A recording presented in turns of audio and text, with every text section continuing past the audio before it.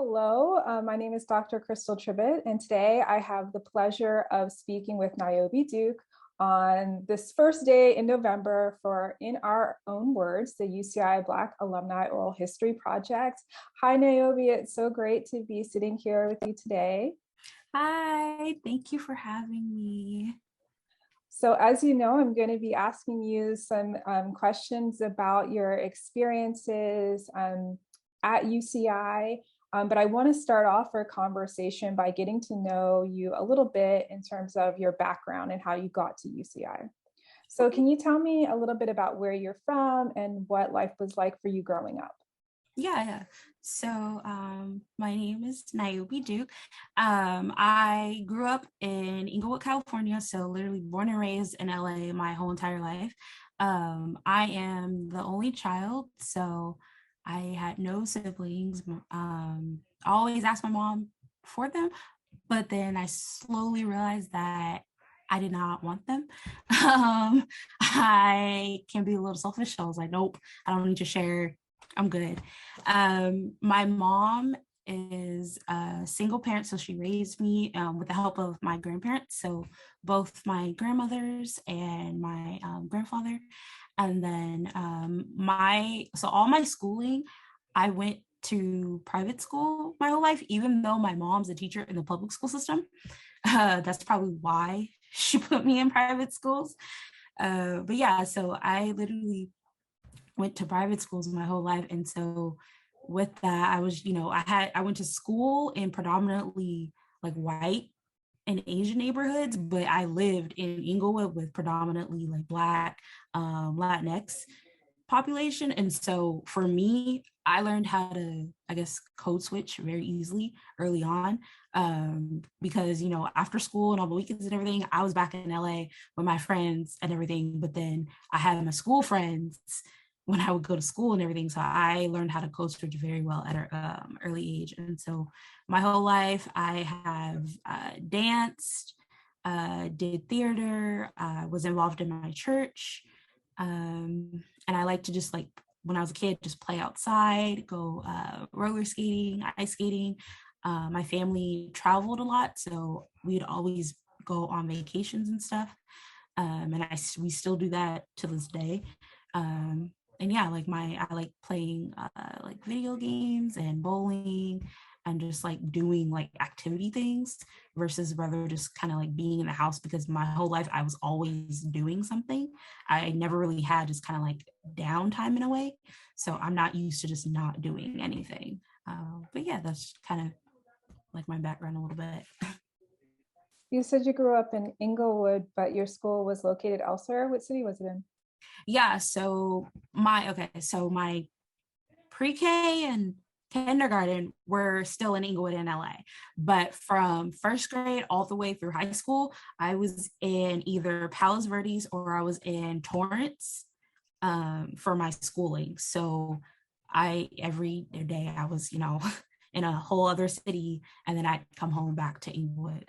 Wow. Mm-hmm.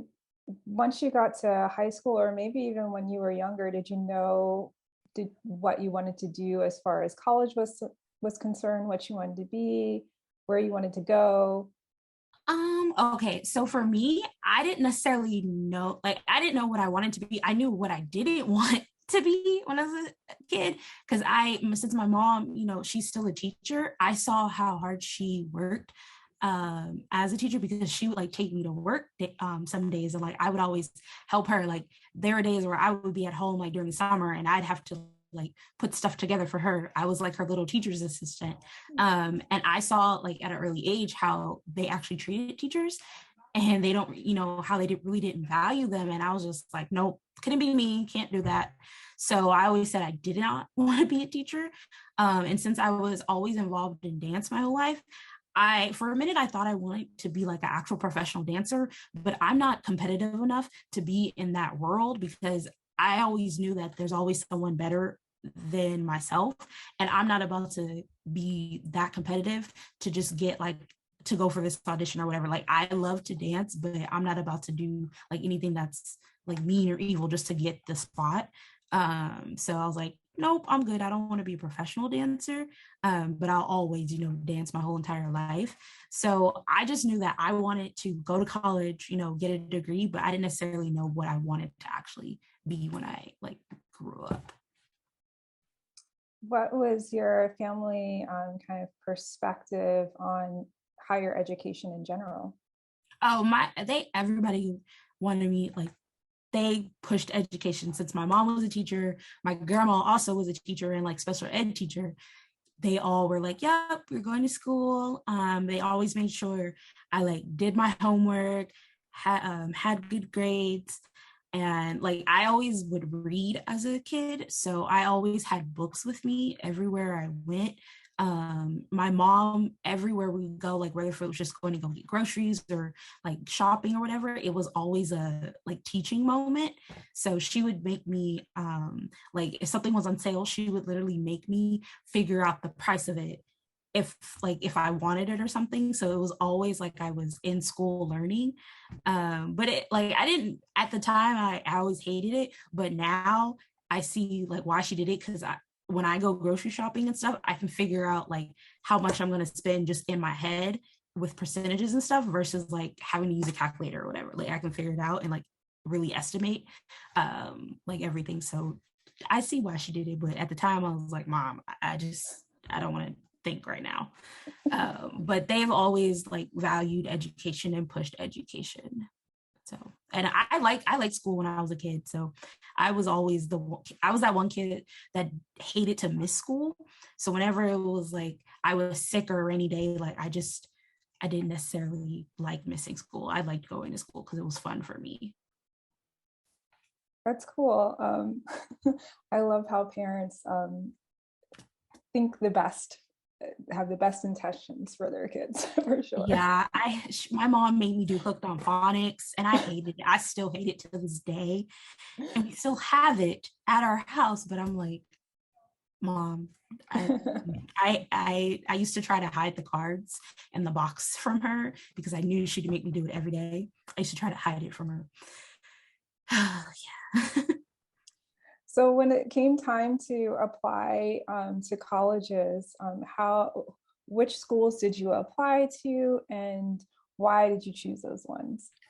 Yeah, so I know a lot of people usually have a top school or top schools that they want to go to. For me, necessarily, I didn't have a go-to school I wanted. I just knew I wanted to go to college, and so I applied to every school, every UC and CSU in California. I also applied to, I think, some university on the East Coast. Johns Hopkins? No, St. John's? Maybe St. John's. Maybe that's what it was. And then I think also Arizona. And I also would have applied for HBCUs, but I knew that I don't deal with cold weather very well. And I knew if I went down there and it started snowing, I wasn't going to go to class. And I knew it was already going to be an issue between me and my mother and everything. I just was like, you know what, we're not going to even attempt that. We're just not going to do it. So I applied to about 20 or 25 schools. Because I just was like, you know what, let me keep my options open, because I know I want to go to college. I just don't have a top choice. And so I got into I think almost all of them except for 4 of them, and the 4 that I didn't get into, I got waitlisted, which I was perfectly fine with. I knew that I didn't want to necessarily go to a school, since I'm from LA and I lived in LA, I didn't want to go to USC or UCLA, because for me it was just too close to home. I did not want that. But I also didn't want to go too far, say on the East Coast somewhere too far from home. And for me, UCI, after attending a program called IRISE, and I met a lot of the faculty and staff here and then some of the students, I realized I was like, you know what, UCI is a good fit because it's far away it's far enough away from home, but then it's also close enough for me to just to drive back if I need to. So that was probably the main reason I picked UCI was honestly because of IRISE when I attended. during my like senior year in high school. That's the main reason I actually picked UCI. Can you tell me a little bit more about IRISE? What's the program for? What did you get to do while you were here? Yeah. So IRISE, that's what it was called when I attended. Now it's called the Black Family Celebration. And so it was literally an overnight program for the newly admitted Black and minority students into UCI, to where they could literally come to UCI. They get kind of like it was like a overnight program, so you could see the life of UCI student before you actually came to UCI or just to college in general. And so you would get paired up with a mentor, and then you would also be able to meet any of the current like faculty and staff, and then also UCI students that were here. And it just was able to kind of expose you to all the things that UCI could offer, and then also to show you and introduce you to people who you would necessarily see when you would get here. And then for me, it was like especially helpful because it showed me the Black community at UCI, and I was able to see like, okay, yeah, UCI, is predominantly like white and like international students, but I still felt like there is that Black community there that I could, see myself integrating with and fitting in. And so it just allowed me to actually make friends before I even attended UCI, so I wouldn't necessarily feel completely like out of place and lost. And then like the mentor part of it was helpful because I had somebody that I knew that was already in UCI. If I had questions when I would come, I could ask them, reach out to them, whether if it was about classes or housing or just saying like, hey, I just need somebody to talk to. So they gave us like different workshops, like how to survive UCI, financial aid workshops, how to pick your classes, just how to be Black on this campus, like what does that look like? And then just like tips, like social tips, like where you can go to eat, fun things to do around at UCI, different organizations and stuff like that as well. So it was just a very kind of like intro program for the newly admitted freshmen, just to kind of see what like UCI life is for like a day, like for like 2 days, one night type of thing. What year was that you visited, that you participated in IRISE? It was in 2013. So would you say that the program, to your knowledge, is pretty similar to what it was before? Has it changed? Oh yeah, I think it's definitely still the same program like it was before. The only difference now is that it's ran under like an actual department in admissions, versus when I attended, it was a student-led program. And so literally students were in charge of it. Literally all of the facilitators and leads and everything, it was all student ran. And so that's how I feel for me, like I've met a lot of the current students. And so they're like, even to this day, they're still my friends and stuff like that. So it was very cool. I just like now, since it is under department, it's in admissions, it's more kind of not like it's not student led. It's just, I feel like there's more like higher admin influence in it, but it's still the same great amazing program because they literally still have the mentorship program part aspect of it. They reach out to all of like the Black students and also our center as well, to get people to be volunteers to help out for the day, to facilitate this workshop or this event or this portion of it, and like the mentors and stuff like that as well. That's really interesting. I hadn't heard, I think this is one of the first times that I'm hearing that it was really student-led early on in the program's existence, and not really administratively guided sort of thing. So that's really interesting to learn now. If you kind of reflect on your experience a little bit more with IRISE, what were some of the best kind of like tips or guidance that you received from people who were facilitating the program, or from mentors that you gained? Definitely. So for me, it was definitely just, if you have questions or you need help, reach out. Like, don't be afraid to not reach out to people, because I was always, since was the only child, I was always used to doing things on my own and by myself. I didn't necessarily like reach out and ask people, because for me it was just, I didn't necessarily have like, say, siblings or somebody to like ask for help, or somebody who went through it before me necessarily. And so I was always just like, I have to do it myself, I have to figure it out. But they definitely were like, no, we're here to help you. Like, these are people you can reach out to if you have questions or with anything. And then also to like practice self-care, even though I'm really bad at it, to practice self-care, because yes, you are a student, but like, if you're not actually in the right mindset and healthy, your classes, it's going to reflect onto that. So that was definitely probably two of the best things. And then also just how to, like, the little like ins and outs of when you become a student, like, oh, use this website when you're trying to schedule and sort out your classes, or like, maybe trying to do like all of your core classes at the beginning isn't, that beneficial and that great. Like, try to do like a happy medium, some hard, some easy classes together. Don't just do all hard at once. Like, and then I'm trying to think what else. And then also just to relax and try to have fun, even though like the quarter system is very intense, just to take time to actually just relax. So yeah, those are probably like the best things they taught us. Do you remember who the student leaders were at that time who were part of IRISE? Oh my God. Oh gosh.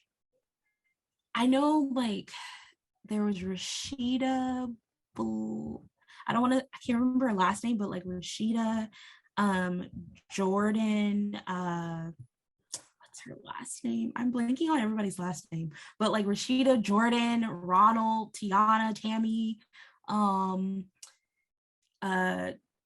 Toby, Josh, Alora, Ayana. Like, there were so many people that were like a part of it. I can't even like remember everybody, but if I saw pictures, I could start naming people. So yeah, it was a lot of people, but it was fun.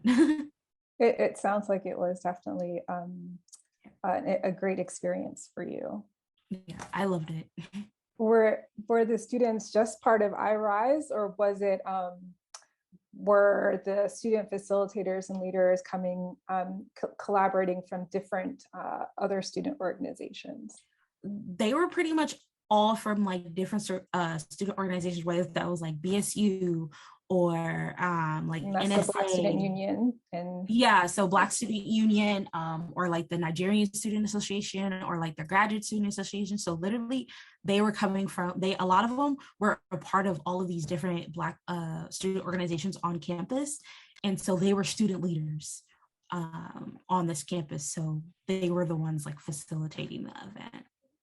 So yeah, we got exposed to also like the different organizations and stuff that they were in, things that like they would do and stuff like that. It was great.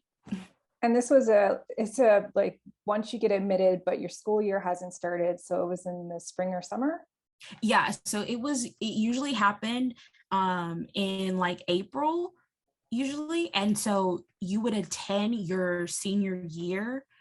Usually the springtime, like right before graduation and stuff happened, you would usually attend it during your your senior year in high school, right before you graduated.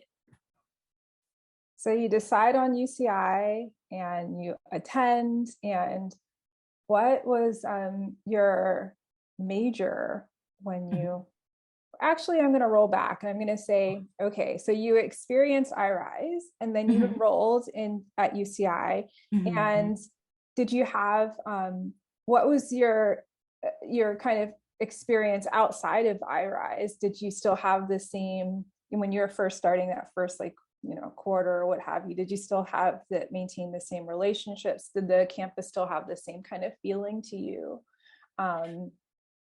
Yeah, so before I came to UCI for my fall quarter, I also attended like the summer bridge program. So I was like already kind of like a college student living on campus in the summer before school started. So I was able to kind of, know where like classes in certain buildings are and stuff before I even started freshman year, which was very helpful. And then also I found out that my best friend for over 20 years also was coming to UCI. So I was ecstatic about that. And then when I actually got to UCI and started classes like for freshman year, to me, I know a lot of people have like a culture shock, but for me, it wasn't, because I had been going to school, like private schools and stuff, my whole life. So literally this coming to UCI wasn't like any type of culture shock or anything for me. It was literally what I had experienced my like whole entire schooling of my whole life. It was just, kind of on a bigger scale. So for me, I expected it, and it wasn't like a surprise. And so I just made sure I knew where like all the Black people were, and I like got involved with BSU and any of the different organizations that I wanted to be involved with. And then I also like joined lots of different clubs when I went to the involvement fair that usually happens in week 0. So I was like signing up. I was like, "Ooh, this looks interesting." I was just signing up for like everything. And then I quickly realized I can't do all that plus class, but I still like signed up and would see, their like events and stuff and try to attend things, because I was just so excited to like see everything that was happening. So it wasn't like a shock for me to see that I was maybe like one out of say like 3 Black students in a class, because that's kind of how I was my whole life in school.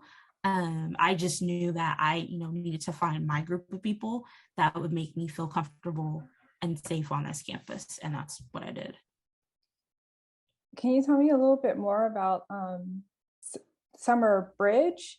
So it's another overnight program, or it's okay. I think at the time, I think there was like 2 summer programs. There's like Summer Bridge and some other program. I don't remember the name, but I attended.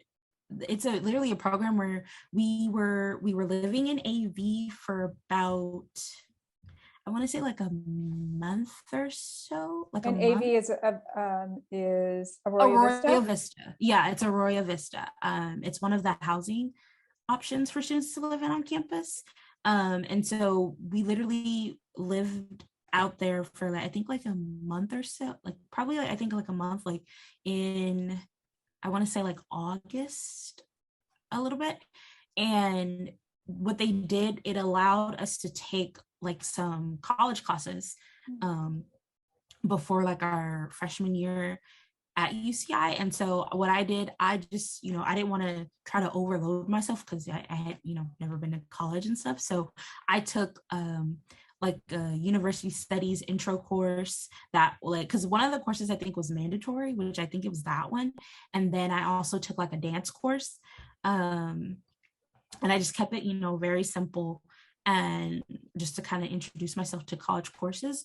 And it was nice because, it taught the university studies course, just taught us about like UCI, like what to expect, certain things like that. And then the dance class was just a fun, dance class that I just want to take it. And then the program also had like events and stuff for us to attend. So they did a lot of like team building, getting to know just like the residents that were living in AV and like your hall and stuff like that. And so they had like events where at the time we still had the telescope, like the observatory here at UCI. And so we had like a movie night up there, and we could go up there and watch the stars and stuff like that. And then we had like games and stuff. There was an observatory. Where was this observatory? Yeah, so so if you're driving on, what is that street?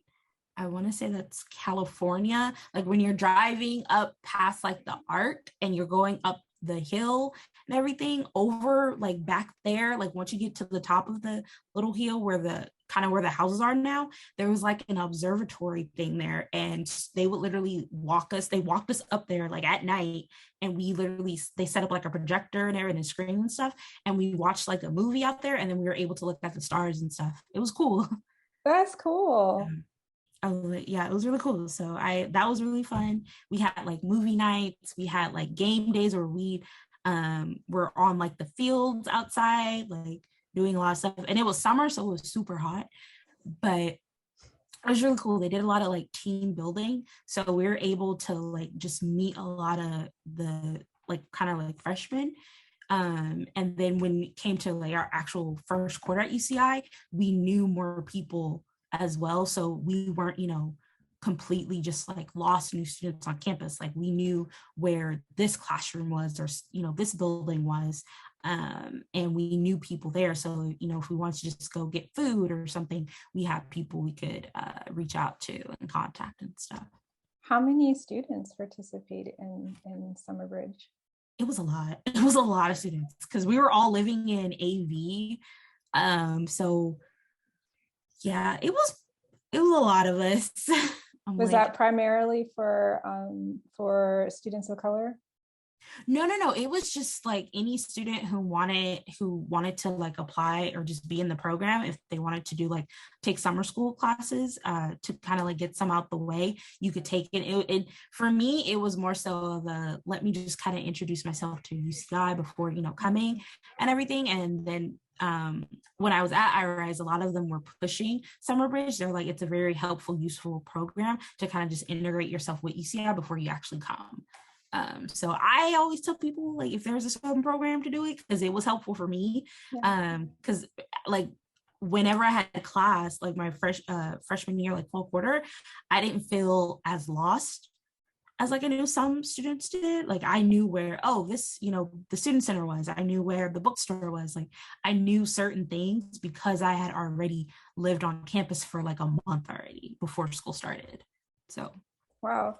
Do they still have Summer Bridge? I think they still do have a summer program. I just don't know if it's still called Summer Bridge, but I think they still do have a summer program, but I'm not 100% sure. But I think they still do. Cool. Yeah. Thanks for sharing that.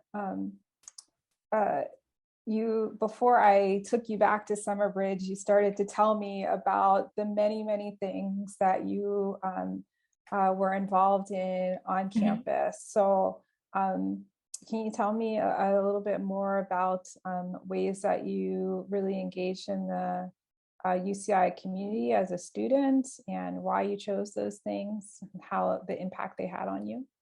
Yeah, I'm like, also, Crystal, do you want I forgot to tell you my major and stuff. I totally forgot. We'll get back to it, I promise. Okay. Yeah, okay. I was like, I just forgot about that. I just remember like kind of like asking you to go back to Summer Bridge because you started telling me about the things that you were participating in on campus. So yeah, so like freshman year, I was just signing up for all different like student organizations and stuff like that because I like lost it at the involvement fair and I was like, ooh. But I mostly like after everything, like really looking at what I could do, and what I actually wanted to do. I was involved with like BSU, also like ex-Black Women Daily, and then also being involved with the Cross-Cultural Center, the Student Outreach and Retention Center, which is the SOAR Center, Student Life and Leadership, the Women's Hub, and then also I also pledged in undergrad, so I pledged Delta Sigma Theta Sorority Incorporated, and then like I also worked on campus, so I worked at the SOAR Center, and then I also worked at the Center for Black Cultures, Resources, and Research when it actually became open for students back in 2017. And then I also did like being a part of these different organizations stuff. I did like programs, like I also like facilitated and ran IRISE once I became a student. I also was involved in the Black Gala Scholarships and Awards Banquet, Black Graduation Celebration, Fall Harvest, which is like an open house, welcome back type of celebration. Also the All You Conference, which is hosted by Student Life and Leadership, the Empower Her Summit, and the Dynamic Women Awards, which is hosted by the Women's Hub.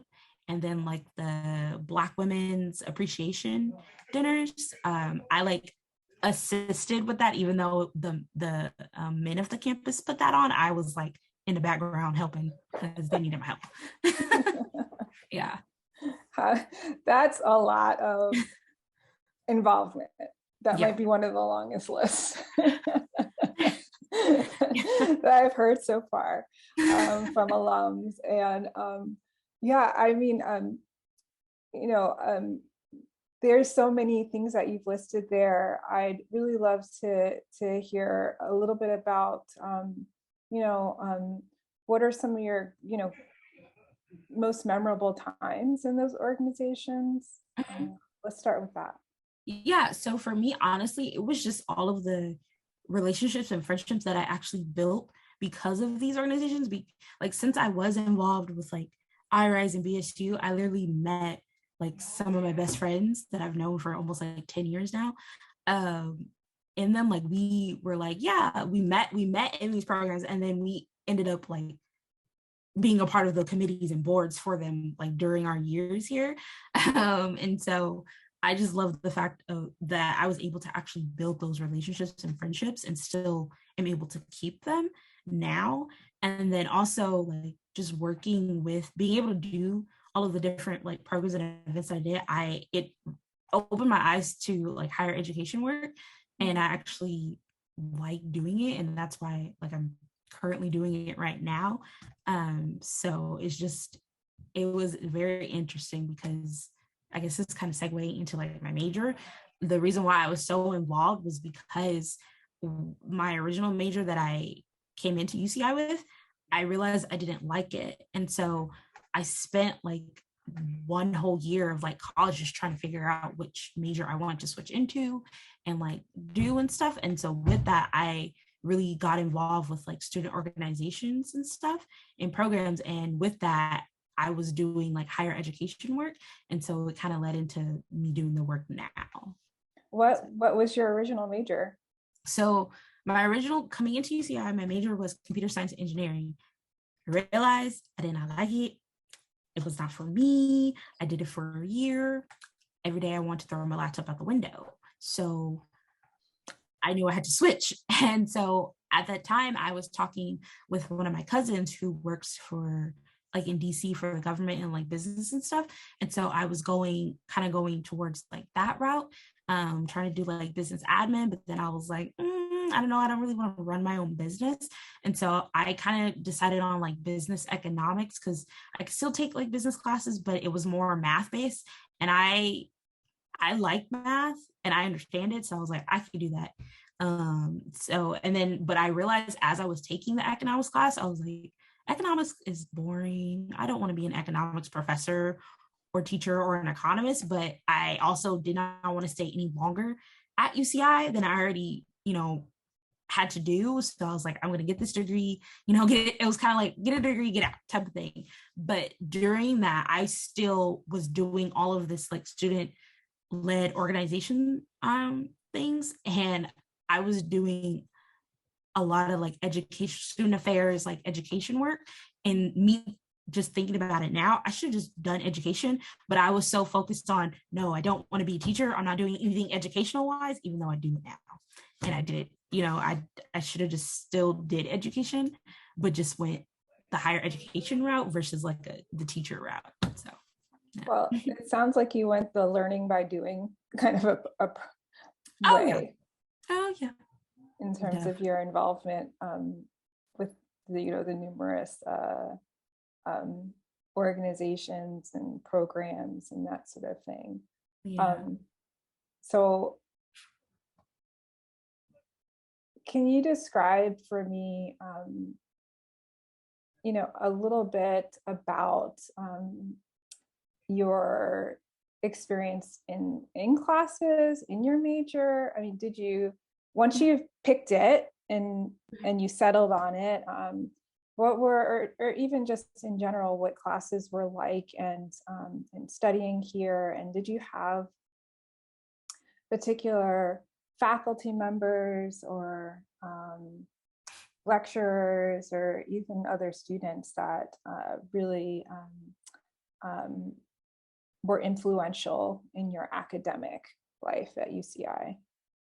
Yeah, so because like my original major that I came into, I realized I didn't like it. I didn't do well my freshman year, like according to my standards and stuff.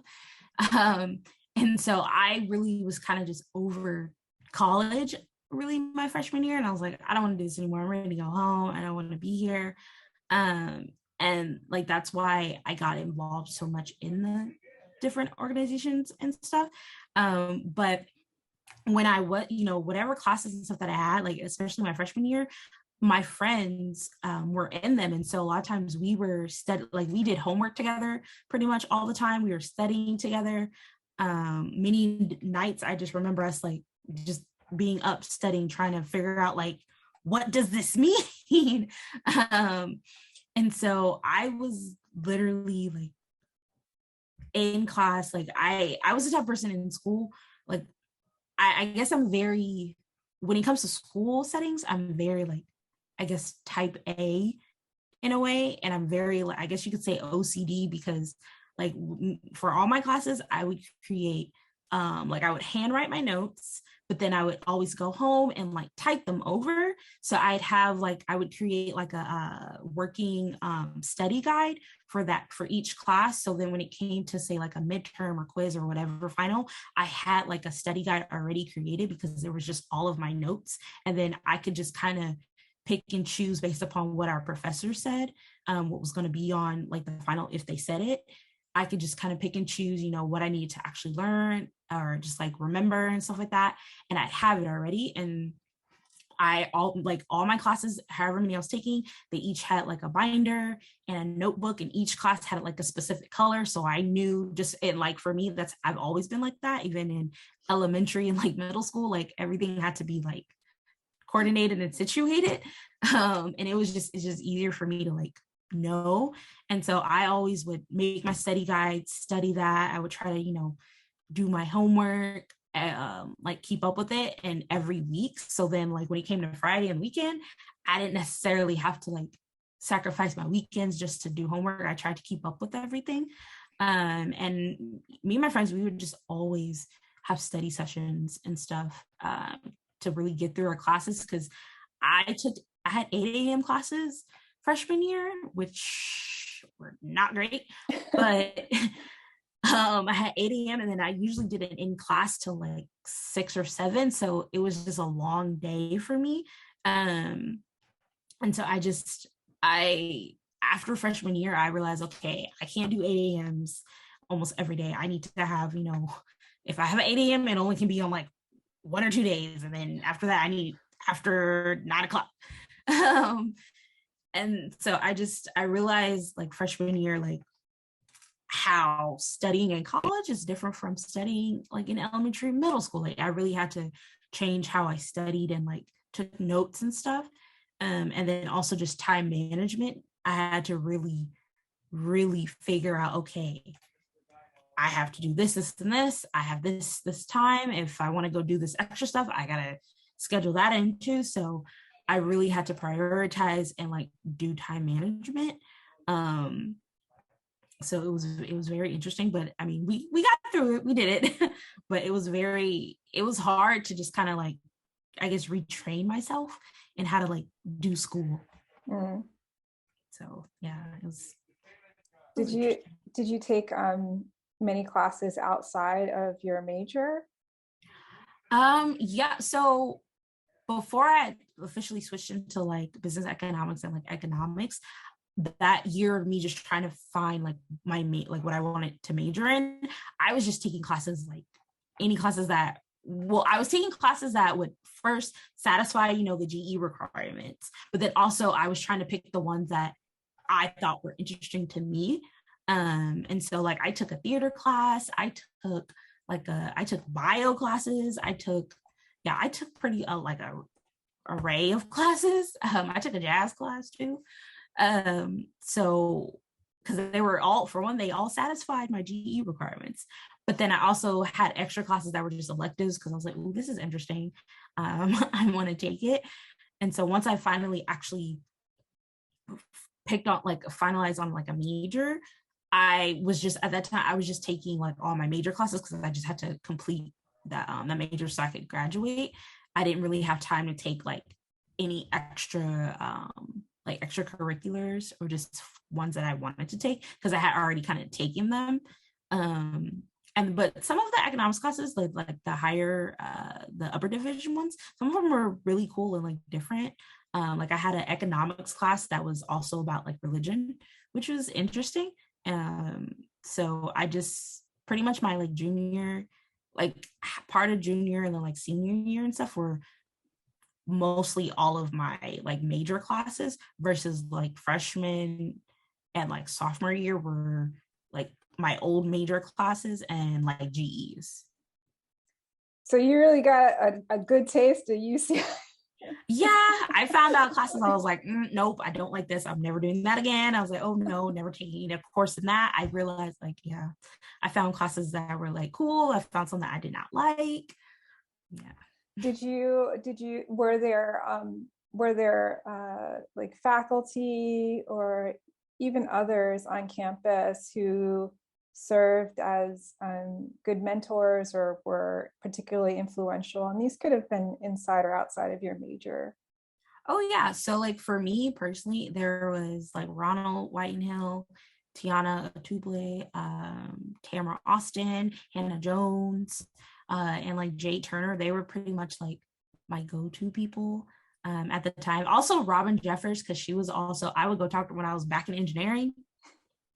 I was talking to Robin and she was like, Niobe, come on. I was like, okay, look, Robin, look, I'm sorry, I gotta switch, but I still love you. So they were like my go-to people whenever like I either needed help, like for when it comes to like faculty or staff, they were the ones that like I would always go to and ask questions or just like to go visit in their office, just say hi and stuff. And then like my friends that I met either at IRISE or freshman year were like my people who I just like vent to or just like go get food with and stuff. Yeah. What were you going, if I can ask, and only tell me what you're comfortable saying, like what were you going to these individuals for? What kind of guidance or mentorship were you seeking, and what was some advice that they offered? Yeah. So for me, when trying to like figure out a major and stuff, I tried to go talk to like my schools like counselors when I was trying to switch from engineering, like computer science engineering to like business economics. And I personally felt that I wasn't getting the help that I actually needed from the counselors in the school. And so I would go and ask them saying like, hey, this is what I'm trying to do. How do I necessarily go about it? Or like, what is the best, option to do because I'm like a sophomore and or like a junior, I was sophomore, junior, can't remember, but I'm not trying to stay here, like a long time, like, spend more money than I have to. So what are like the best options and things that I need to do? And so for them, they were really the ones to help me like go through my student access and like degree works and look to see like, okay, what I've already done. And then also I could just kind of see like if I switch into this major, things that I've already taken could already satisfied it. So it wasn't like I was starting from scratch. And then they were just giving me encouraging words of like, don't give up, because I was so ready and over it. They were just giving me encouraging words to like, don't give up and to actually continue because I've already like came halfway. So I shouldn't just, give it just because this one, class or something was hard. Just find, something that actually works for me and to just pick that route and stick with it and go with it. And so that's literally what they were like help me with. And then also a lot of them were also a part of these different like affiliations and groups that I was a part of. So they also like helped me and like mentored me with like higher education stuff where it was trying to either run a program or an event or like how to like operate in like work within like the higher education system, and try to like how I want to advocate for students and especially Black students on campus, because they were doing that work as well. So I kind of like was watching them do it, and then they would make, me do stuff sometimes and everything. And so it kind of led me into what I do now. So it was very helpful.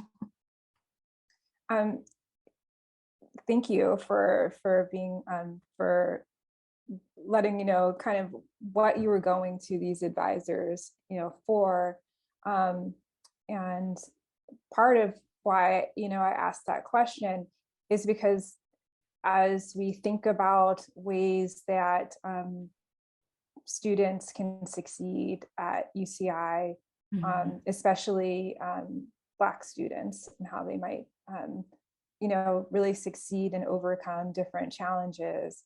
People want to know, how do you do that? How do you do that here? And so I wonder if you have any other reflections or guidance on really thriving at UCI. Yeah, I would say definitely talk to students who, if you're a current like undergrad student or even graduate student, talk to current students that have either they're kind of like on their way out and have already been through it, because a lot of times stuff that I learned about just like classes and majors, it came from current students that were already going through it, and they're like, oh no, like don't do this, do it this way because it's easier, or like this is the better way of doing it. Because sometimes when advisors tell you things, it doesn't necessarily like work for you. And so you kind of have to find what works for you specifically, or just coming from like a student. And then also don't like be afraid to ask like ask, like the higher like admin people, because they might seem intimidating, but the thing is, it's like you won't ever know or get your answers if you don't necessarily ask them. And that's what I had to learn, because I wasn't afraid to ask people. I'm like, yeah, okay, you might be some big time person or whatever, but if I have a question, I'm going to ask you. Like, if I want to know why, I want to know why. I'm always that inquisitive type of person. So if you tell me something, okay, but I need to know why. Like, you can't just blindly tell me, oh, do this, do that. I need a reason why, though. And so I wasn't all like afraid to do that. And it's just also knowing to like listen to students too. When you're like an administration, listen to the students, especially Black students, because they know like what they want and what they need. It's just a lot of times we don't necessarily listen to them. We just assume like, oh, you need this and that, and it's like, well, have you actually asked them what they actually need? Because they can tell you, and then you can work with them to figure out, okay, how do we get this here for you to make you, thrive at UCI and to actually feel like you belong on this campus and stuff. So that's probably what I'd say. How do you feel that your affiliations, including, and the very many things that you've been a part of at UCI, in addition to your major and your relationships that you built on campus, how did those impact your trajectory after UCI? Well, personally, I feel like my major really didn't have to do anything with what I do currently now, because I graduated with an economics degree. I feel like I use my economics degree just in, I guess, my personal life. Just when I'm looking at the news, it's like, I know what y'all are talking about. I know that. But like for higher education, me personally, I feel like I don't really use it that much. Because I'm not like teaching like say like an economics class or anything like that. But my affiliations help me, because since I was a part of say like certain groups and I ran like certain events and programs, like when students are coming and asking me questions, I can tell them about it. Or if students are, on the committees for this, I can help them and guide them. I'm like, okay, well, this is what we've done in the past. I'm like, this is, how you can achieve this, whatever thing you're trying to do. This is how you can do it. You can, reach out to these people to get funding. You can reach out to them to assist you with it. Like I can guide students in trying to make sure these different programs and events that are for Black students on this campus, they actually still are happening after people have gone. And so it literally, because I was a student leader on campus, it's the reason why I currently work as the program coordinator for the center right now, because I was one of the like first students to work in the center as a student. And so I built that relationship with the director. Like I knew the director before the center was even open for students to use back in like, what was that, 2016? I knew him before the center even opened. So like he knew me and he saw the work that I did because I was currently working at SOAR at the time as well. So students knew who I was, like admin, higher admin knew who I was too as well. And so when I applied for the job, they were like, oh yeah, Niobe did, X, Y, and Z. And they knew that I was like a student leader, and they knew that I would like push and advocate for students as well. Even sometimes like when I was a student, we'd have pushback and everything, but I was like, I'm right though. But it was just, they knew the work that I did and they saw that I actually did care and have a passion for it. So it kind of led into what I do now. Yeah, let's talk about that just a little bit more so people are clear on what it is that you do. So what's your official title? Yeah, so my official title is program coordinator for the Center for Black Cultures, Resources, and Research. Long title. I usually, when I tell people about the center, I literally just refer it to as either the center or the Center for Black Cultures or the CBCRR, because it's just a really long title to say all the time. And so literally I'm in charge of planning and also facilitating and assisting our student workers in events for Black students on campus, whether if they are like academic based or just like social based, also providing resources for students on campus. So like we have academic counselors, we have also psychologists, we offer scholarships and job opportunities in the Center for Students. We also will help like pay for LARC tutoring if students are ever in need of that. And we also— And LARC stands for? The learning. It's like— It's a trick question. It's okay. We'll work it out. It's LARC is literally like the learning something center. Oh, I see. It's the Learning Academic Resource Center. There we go. I was like, I knew academic was, center was in there. I just couldn't remember the whole thing. But we'll pay for students to LARC tutorials. So if they ever need like tutoring, we'll help pay for that. If students ever need like financial issues, like whether if it's like housing or like food insecurity, we can assist and help them with that as well. So we have like different resources that are available to students, whether if they're undergrad or graduate students in the center. And so we're always like hosting programs like on a weekly basis. We have a newsletter that goes out every week to let students and also faculty and staff know like what we're doing, because all of our stuff is usually open to students, faculty, and staff, unless it's like specifically for a certain population, but it's usually open to everyone. And yeah, so that's kind of what I do. Like I manage the center just day to day, every day. I manage the student staff that we have here, and yeah, I literally talk and reach out to the different Black student organizations that are on campus as well, because they host events and stuff that we will also collaborate with them on and stuff. We provide funding to them as well too.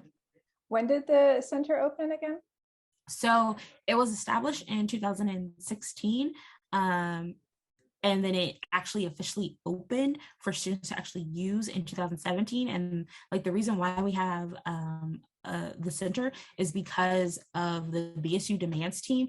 Literally a group of students saw the need that Black students needed a place that was safe for them, because a lot of them didn't feel safe on campus and they didn't feel like they were accepted even though they got admitted, into UCI and everything, they still felt like they weren't a part of the UCI community and felt safe. So they saw the need to have a space where they could just come and be themselves and have kind of like a home away from home, because a lot of our Black students, they come from either like LA, or like San Diego, or like the IE, and we have some that are also from up north and a few like out of state, but a lot of them come from populations that are heavily populations that are either like Black, African American, or Latinx communities.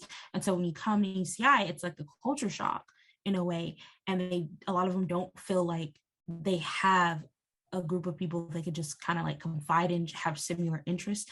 And so that's kind of what we try to provide for the students here, like saying, hey, there's a place for you here, a home away from home. If you ever, need someone to talk to or need help, you can definitely come in here and find like people who can do that and assist you. And you were still on camp. When did you graduate? In 2018. So you were on campus when there was an urge or a call to create the center. Can you tell me a little bit more about what you recall about that and your involvement? Yeah, so like BSU literally, because it was part of BSU, it's the BSU demands team, and so literally it was a group of like they're my friends actually, who were the leaders and like facilitators for this. So they literally drafted up a whole list of demands that they necessarily wanted from the university, and they literally rallied and got all of the just the Black community to like come out and support, sign the demands, and they submitted it to, I believe, the chancellor, the vice chancellor, and everything. And they had numerous meetings with them, also like the AFM department and just different like faculty and staff to for support to get like the center that we have now. And like also with that, we have like 4 like Black themed houses also in Arroyo Vista as well. And so I just remember it was a lot of like protesting and like back and forth between like the students, the higher like admins and the faculty and stuff. Like it was a lot going on, probably my like sophomore, junior, senior year, kind of in a way. And then when everything actually got like approved and stuff, it was trying to figure out, okay, who's gonna like run it and what's it gonna look like and what's it gonna be. And so then finally, like in 2016, it actually got established. There was a director and everything, and he literally the director currently still is Arisa Ajamu. He literally spent a whole entire year just like thinking about, okay, how's the center gonna look? What do we need? Like, what do the students need? Having conversations with like BSU and everything, seeing what they need and want, and seeing how the center is gonna operate. And so we literally just spent a whole year just trying to really develop the center, and then it like opened, so it wouldn't just kind of be like, oh well, we're creating this, it hasn't been created yet, but we're we have this. So he really wanted to have have a space that was really like a homey feeling. So that's what we have it painted like certain colors, we have like air fresheners and stuff like that, like so you wouldn't feel like out of touch, and you feel like you were at home technically. You mentioned that there was a lot going on for students to really push for a center like the Center for Black Cultural Resources and Research. Was there any particular impetus for it, or was it something that was very long, there had been a call for it for a while, and it was just kind of finally getting off to finally got to a point in 2016 where the student population was like, that's enough. I'm trying to get kind of a better grasp on what really prompted the desire, want, and need for the center, and how the student, faculty, and staff community really help to facilitate, the creation of the center? Yeah, I think honestly, I think it was just due to the fact that there were an increasing number of like Black students applying UCI, then also attending UCI. And so at least from like the student perspective, we felt that UCI just wasn't like really safe for us, and we just really didn't feel at home in a way. And everybody, was just tired of that feeling. We're like, look, stuff needs to change. Like, we need to have a space where we actually can be heard and feel safe on this campus. And so everybody was just like, yeah, we're supporting it. We're like a lot of the Black students were just in support of it. And then you had key like faculty and staff that were behind it, and stuff. And so it just, everybody was out there rallying and protesting for it. And the BSU demands team would not let up and let, kind of just like die down. They were out there like every day pushing for it. Anytime you saw BSU in the meetings, like everybody was talking about the BSU demands. Anytime they had an event, they will always talk about it. So there was never a time where we didn't necessarily talk about it and it wasn't like an issue on campus and stuff. So I feel like just students it was just an important issue to them that they were like, no, we're not going to let, administration just let it slide or let it go or die. They were like, no, this is going to happen. This is what you're going to do. And so, they listened and we're here now. Were there particular things that the students felt unsafe about or that they had asked for before and just hadn't received what they needed? As you mentioned, students they didn't feel safe on campus, or they didn't feel heard. Mm-hmm.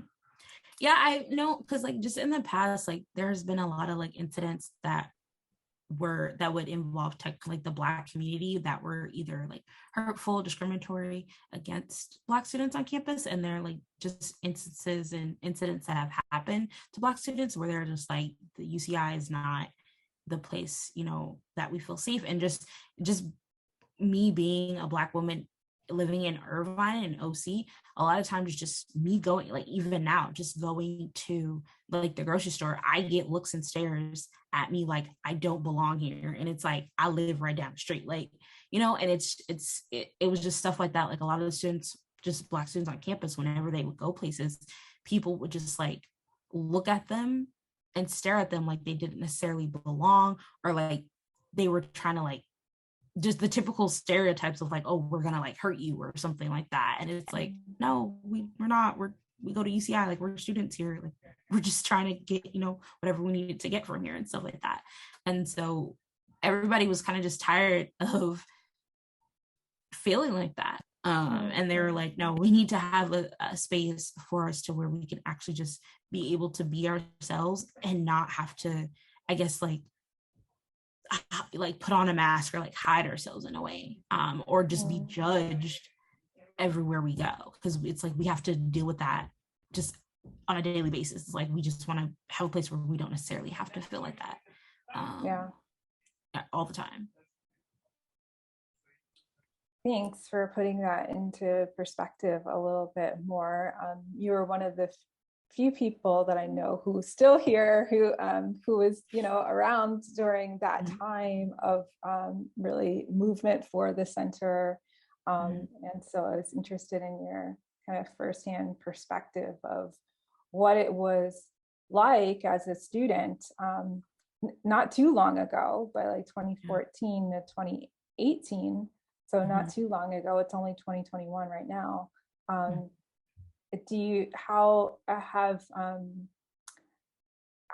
How would, if at all, have things changed or improved on campus or since you were a student?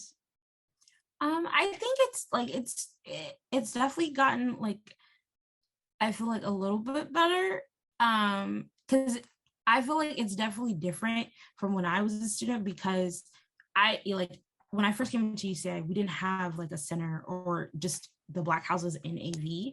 So we really, if you were a Black student on this campus, you really had to like really go out and search for, your community, if you didn't already know where it was or like who it was. And I feel like now with the center, there, like there's a specific place where students can come and like get connected with certain people, whether if it's faculty, staff, or just organizations, versus like I had to like go out and like really search and look, and ask questions and stuff. So I feel like the center helps connect students with different people, or just what people they need to be connected with.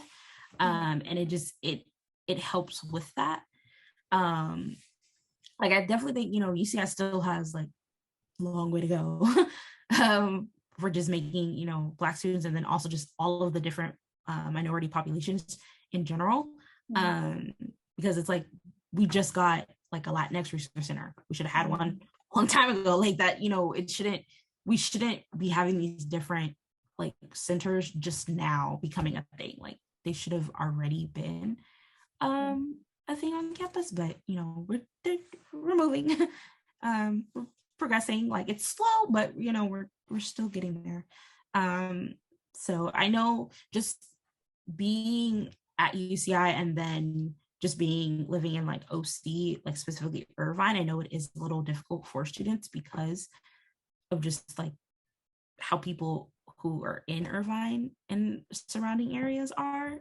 It's still, hard for people, but it's easier when you've built those relationships and friendships with people, because you can like call on them and be like, hey, I just need somebody to talk to, because this is how I was feeling, or like I experienced this. So it makes it a little bit easier. But I know, like me personally, I wouldn't necessarily choose to live in Irvine necessarily, but I do because I work out here and I don't want to drive in traffic every day. Okay. But would I like if I didn't necessarily work out here, I wouldn't just willingly choose to live out here. I prefer to live somewhere else, but knowing like the fact that I know people like that either live here or surrounding areas that I can like confide in is helpful. So you mentioned that there now are 5 different housing options for. There's 4. Okay, 4 for students who want to live in kind of the Black housing. Yep. But when you were a student, there was only 1? There weren't. Well, when I first came into UCI, there wasn't any. Oh, okay. So Arroyo Vista wasn't like the Black scholars. No. Yeah, no. That that came, I think, in 2016. I think. Okay. I think it came in 2000 and I want to say 16, because I know it wasn't there when I first started at UCI. So. Okay. Yeah. It actually became a thing in 2016. So you had the Black Scholars House, and then you had Rosa, which was the AFAM department's house. The African American Studies house. Yeah, you had the Rosa house, but you didn't actually have like the Black academic, the Black Scholars House, which is for freshmen until 2016. And then later on, we got the George Washington Carver House, which is for Black students in STEM. And then there's also a second Black Scholars House / Umoja House, which is like for Black transfers. And that one's fairly new too, or was that established around 2016 as well? So the second Black Scholars House and the George Washington Carver House are the newer houses. And then the first Black Scholars House was established, I think, in 2016, and then Rosa was there. I don't remember when it was established, but it was before the first Black Scholars House. There was a lot going on during your years at UCI. Yeah. Yeah. A lot of establishment. of different programs and units and centers and things. Yeah. If I asked you what was, to describe the legacy of the students that you went to school with, the Black community, but between like 2014, 2018, what would you say the legacy of you and your classmates would be? Okay. I would say like when we came in 2013, like we were here, but then we also were like, we kind of like dipped off too in a way. Like you saw us and you knew us, but we were also just trying to get our work done and stuff. But then some of us were like heavily involved, like some of like me and my friends, we were. So like you knew us. But I would say definitely just it was a mixture, I would say, of my class, the classes that came before me, and like some after us, just the legacy of like advocating for Black students on this campus, not taking no for an answer, and like not backing down from anyone.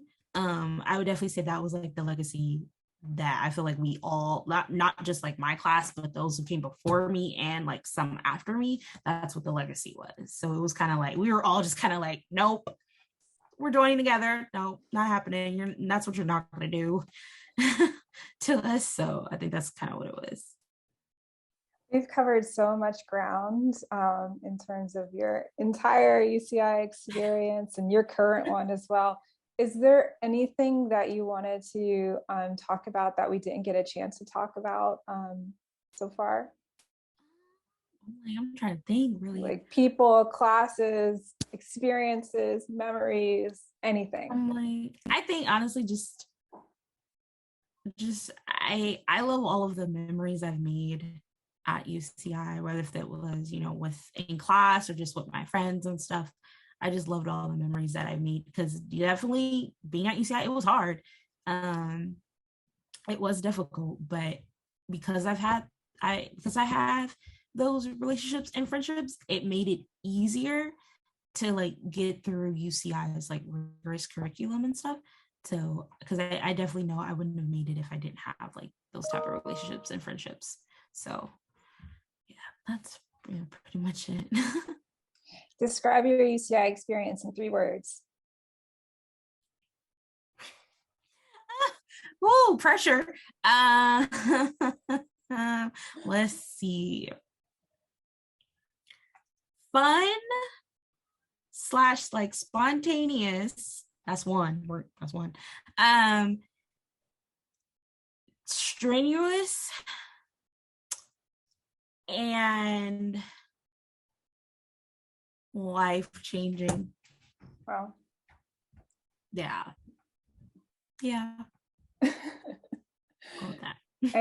Anything you'd like to share with us about what's to come with you or the center? I mean, I'm currently trying to work on grad school. So figuring that part of my life out. And then we'll just see where life takes me. Like I can't really necessarily plan out my like life how some people can. I tend to, if I want to do this, all right, cool, I'm gonna go do that. I can only plan like a week advance in my life in a way. After that, it's like that's too far in advance. I don't know. I could be out of the country, you never know. So I just it's like I go with the flow, but I also do need structure too. So it's 50-50. So right now, trying to focus on applying to grad school and going from there. So what are you applying for? What kind of program? I'm trying to do like higher education. So the work that I do now, I don't necessarily have like a specific program that I want to do. I just know that, or like a school, like I was when I was an undergrad. I just know that I want to do like higher education. So there's numerous different like programs and like outlets I could, necessarily pick and stuff. So I'm just trying to really narrow down like and pick one. So then I can like apply and start. So yeah. It's been fantastic talking with you, Niobe. Thank you for taking the time to participate in this project. We really appreciate it. Yeah.